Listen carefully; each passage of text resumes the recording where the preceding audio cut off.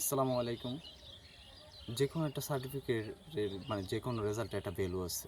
আপনি অনেস্ট থেকে যে রেজাল্টটা পাবেন সেটা আসলেই সবসময় আপনার জন্য ভালো একটা কল্যাণ বয়ে নিয়ে আসবে। ধরেন আমি ইউনিভার্সিটিতে মানে বোর্ডেক্স থেকে আমি পাস করার সময় 2.8 এর সিজিপিএ পাইছি। সিজিপিএটা দেখতে অনেকের কাছে মনে হবে অনেক কম, বাট এটা আমি পুরোটা হালালভাবে অর্জন করছি। এটার মধ্যে আমি পুরোটা পরিশ্রম দিছি, পুরোটা ত্যাগ, এবং দিন শেষে আমি এই রেজাল্টটা পাইছি।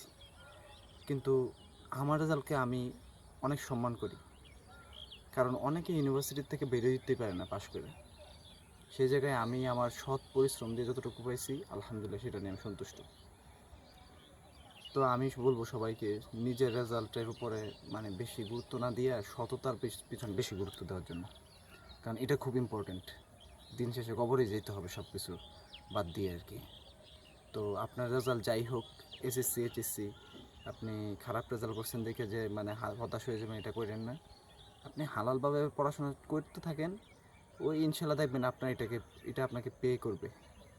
হ্যাঁ, ওই যে অনেকে রেজাল্ট ভালো হয়েছে দেখে আপনি মন খারাপ করলেন, অনেক ভালো পরীক্ষা আপনি দিতে পারলেন না, এগুলি ম্যাটার না। আপনার ওইগুলি আপনার ছিলই না ওইগুলি। যেটা আপনার ভাগ্যে আছে সেটাই আপনার জন্য সেরা বা আমার জন্য সেরা। তো সবাইকে আমি বলবো যে আসলে সততার দিকে আসেন, আপনার রেজাল্টকে সম্মান করেন, এবং যেটা পাইছেন সেটা নিয়ে সন্তুষ্টি আদায় করেন। হ্যাঁ, আসসালামু আলাইকুম।